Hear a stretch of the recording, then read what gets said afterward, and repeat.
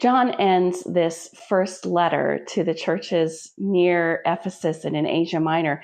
He ends it in kind of an abrupt and it might be a little startling kind of way, which, as I say that out loud, it might not surprise us. He's been pretty black and white and stark throughout this entire letter. But right here at the end, he says, "Dear children, keep yourself from idols." What in the world? He has not used the term idols or idolatry or anything like that really throughout this entire letter. Is this coming out of nowhere? And what an odd way to end a letter. It's not as sincerely yours or the kind of greetings to other people that Paul would do at the end of his letters. No, this is a really unusual way to communicate in a letter style. And that's why a lot of theologians believe this is more of a treatise than an actual personal correspondence. So what are we supposed to do with this closing statement?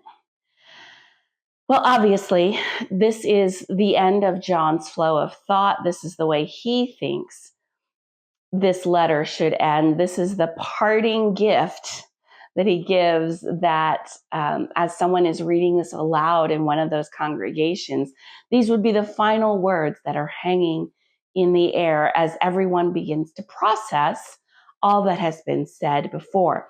So I think the only way we can stand next to the people who heard these words for the first time and stand next to the Apostle John to try to hear what God is saying through John in this final verse. The only way to do that is in the context of everything that has come before it. John has been talking about what we know. There are 3 we know statements that come immediately before this final verse. And they're all about, we know that we belong to Christ. We know that those who love belong to God. We can even go back further into the letter and think about the things that John has put out there as stark, black and white, no middle ground kinds of truth. Those who love God love others. Those who teach a false gospel, who deny that Jesus came in the flesh, are antichrists. All of those black and white statements, as we start to put them side by side, then in John's mind, they all come down to keep yourself from idols. Let's define that term. What is idolatry? Well, certainly in the first century, idolatry would have been obvious. Around Ephesus, in the Greek-founded cities that were now under Roman rule, those cities had all kinds of literal statues and shrines and idols in the traditional sense that people would go and leave offerings at, that there were all kinds of really scary ritual activities being done in honor of these idols. And that was a very obvious thing in the society to which John was writing. So the early Christians would have immediately thought of those kinds of idols. But there's lots of other kinds of idols as well. And if we're going to get down to it, an idol is anything that represents a god and can take the place of the one true God in our lives. We may not have the same kinds of shrines in our society, but we certainly have plenty of competition for the place of God in our hearts. And I think this is what John is trying to get at. All of these distracting statements, all of these false gospels, all of these false teachers that come and present a false Christ and are infiltrating the church. Remember the concern that John has in mind when he writes this letter. All of this false teaching actually represents not just being a little off, but actual idolatry. A false gospel represents a false God. And to worship that false God by definition, is to worship an idol. And so here John is saying, be discerning. Use these black and white tests that I have given you, primarily the test of love for one another. Because if you follow a teaching that leads you someplace else, you will find yourself following an idol. And that, my dear friends, is someplace we cannot go.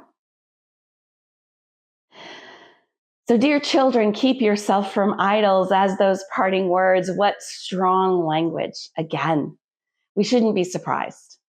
John, the son of thunder, has just laid everything out for us with no middle ground and no room for gray areas. And that leaves me to be wondering, where are the gray areas in my life? Could those gray spots, could those fuzzy edges actually be concealing idols in my life? If I am unwilling to stand on the side of light and life and love, if I am waffling or leaning on the fence, or if I am willing to tolerate teaching and guidance in my life that leads me away from that, am I tolerating what God would call an idol, something that competes for his rightful place in my life and in my heart? That is a sobering question, and one that I'm going to need to sit down and pray and have a lot of talks with God about. It is challenging, but that's the purpose of this letter, is to challenge us. And so let me challenge you to have those same kinds of conversations with God.